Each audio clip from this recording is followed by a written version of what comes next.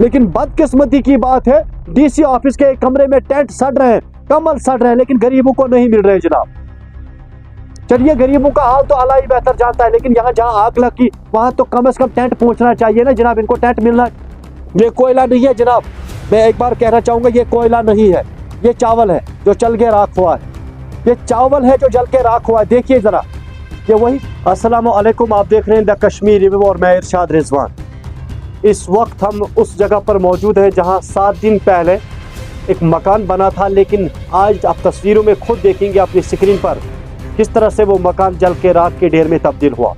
शौकत अहमद पठान हमारे साथ मौजूद है, लेकिन जिला इंतजामिया गांधरबल को मैं सबसे पहले यही कहना चाहूँगा कि जनाब, जले हुए मकान की तस्वीरें भी आपके स्क्रीन पर हैं और इस वक्त क्या कुछ मंजर है वो भी आपके स्क्रीन पर हम दे देंगे। लेकिन जनाब, क्या इनके लिए टेंट नहीं था? अगर 7 दिन पहले मकान जला, क्या इनके लिए कोई भी चीज़ नहीं थी? कंसर्न पुलिस स्टेशन आती हैं और पटवारी साहब आते हैं, रिपोर्ट बनाते हैं, लेकिन बर्फ़ गिरने के बाद इनके पास कोई सहारा नहीं है। जिस कमरे में ये अभी रह रहे हैं वो भी आपके स्क्रीन पर हम डालेंगे। लेकिन डीसी साहब, मैं आपसे पूछना चाहता हूं कि आप ज़रा देखिए, आपके डीसी ऑफिस में वो टेंट सड़ रहे हैं, वो कमल बरसों से धूल में सड़ रहे हैं, लेकिन गरीबों को नहीं मिल रहा है। आप एक बार आइए और देखिए अंदरवन में, अगर वाकई ये टेंट के काबिल है तो फिर इन्हें 7 दिन तक क्यों नहीं मिला? बर्फ़ इतनी ज़्यादा गिरी है और उसके फौरन हम यहाँ पहुँचे, लेकिन तब ये खुले आसमान के नीचे है।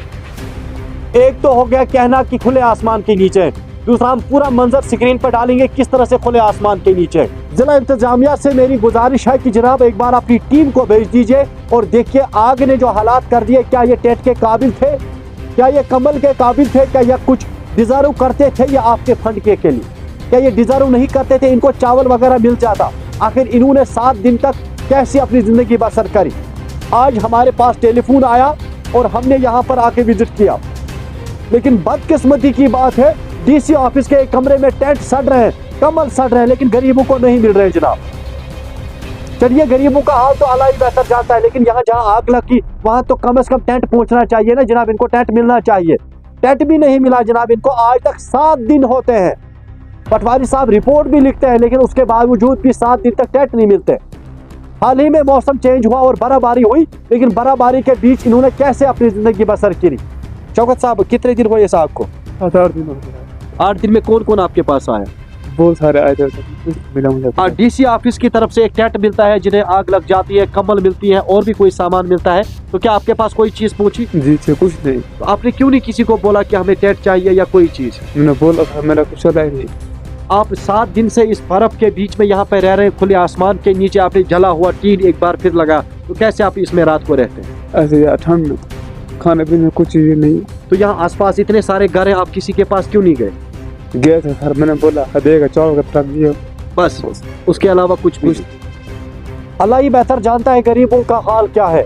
है मेरा काम गरीबों की हिमायत करना, दर्दमंदों से, ज़ईफ़ों से मोहब्बत करना।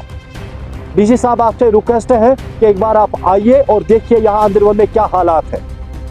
जो अपने मकानों में रहते हैं उनका तो बुरा हाल है, लेकिन जिनका आशियाना जल गया अब वो क्या मांगेंगे? बस यही चीज़ मांगते हैं कि एक बार इनके साथ इंसाफ किया जाए।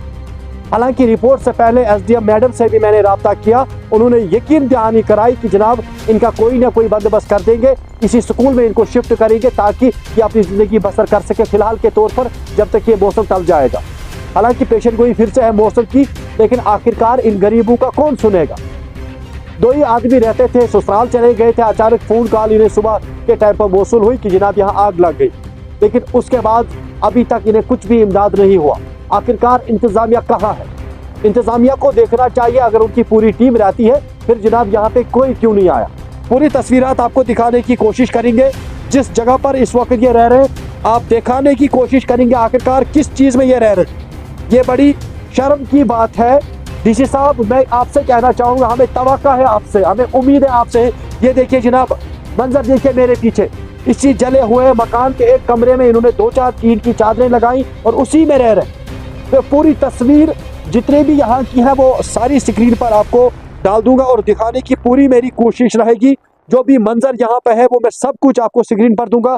यहाँ मैं दिखाने की आपको ये भी कोशिश करूँगा, जो अपने घरों में हम चावल इस्तेमाल करते हैं वो यहाँ पर जल के राख हुआ। ये मजबूर नहीं थे किसी को भी मांगने के लिए, मजदूरी करते थे, अपने घर को चलाते थे, लेकिन अचानक जब आग लगी तो पूरा जो सामान है वो जल के राख हुआ।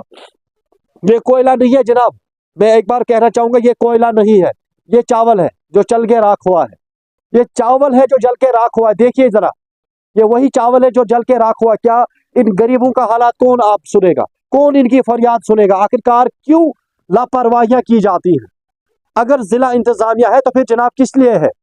यूटी के चीफ मिनिस्टर उमर अब्दुल्ला साहब और हल्के के एमएलए मेहर अली साहब से मेरा दरखास्त रहेगा, इनके रहने के लिए फॉर कोई बंदोबस्त किया जाए और साथ में इन्हें इतनी इमदाद की जाए ताकि ये फिर से ये घर बना सके। पूरी जितनी भी तस्वीरात है वो आपको स्क्रीन पर हम दे देंगे, लेकिन आपसे मेरी गुजारिश रहेगी कि जनाब इस बर्फबारी के बीच आखिर गरीब लोग जाएंगे कहाँ?